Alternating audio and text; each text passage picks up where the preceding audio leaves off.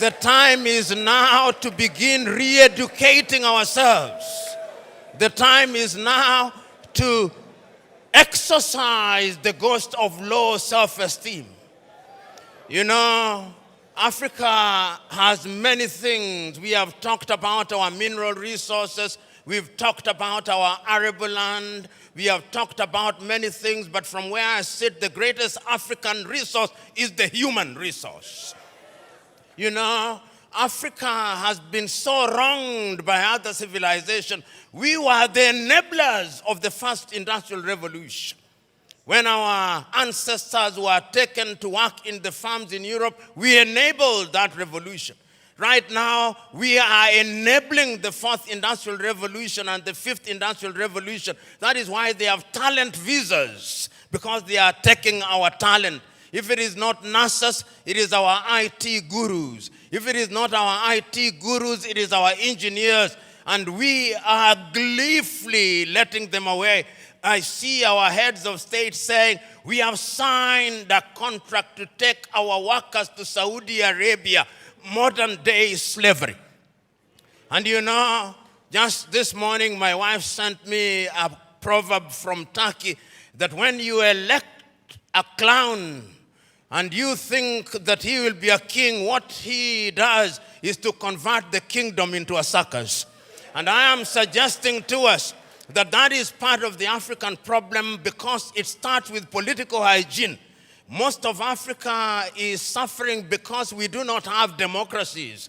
We have kakistocracies. And kakistocracies are governments by our very worst. This is what we must deal with, and this is what we must say. Who do we elect into our public offices? Because, as I've said before, when you allow hyenas to take care of goats, why should you be surprised when the goats are eaten? This is the same. And Africa is only going to realize our potential in all areas when, by dint of choice, we enable and allow our best men and women to serve in different areas. I've heard it being said about Lee Kuan Yew in Singapore.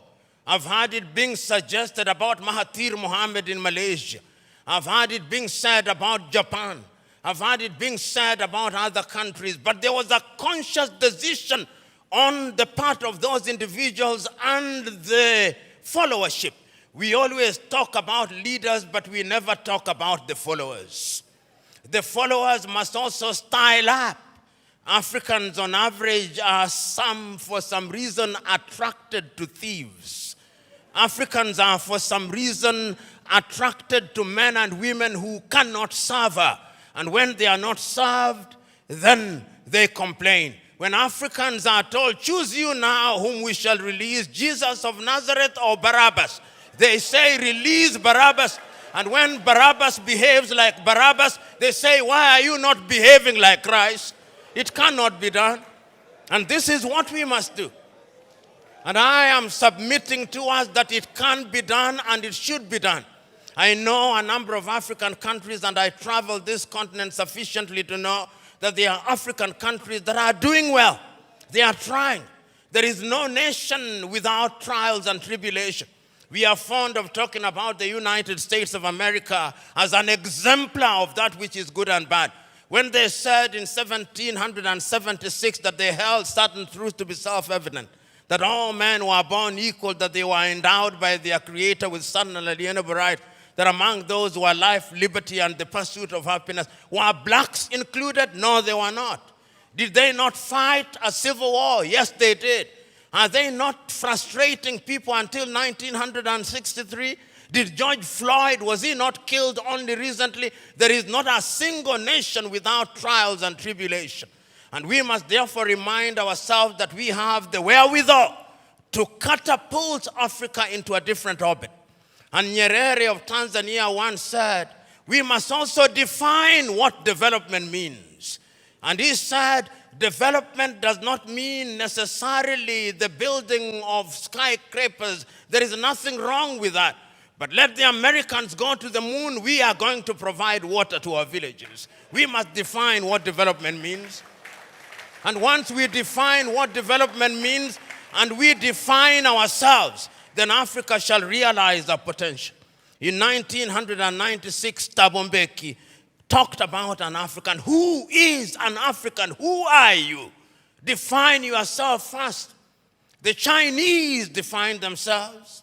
The Indonesians define themselves. The Koreans define themselves. We must define ourselves and begin to believe in our institutions.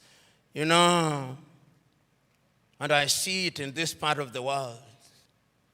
When we want to look at our economy, we say, what does Moody's say? And Moody's is very moody when they come to Africa. Moody's. Can the Department of Economics at Unilag not do that? Can't they? McKinsey, an American outfit, they are the ones who come here and tell us how our economy is behaving. When the American dollar as much as sneezes, the naira goes into a coma. Why?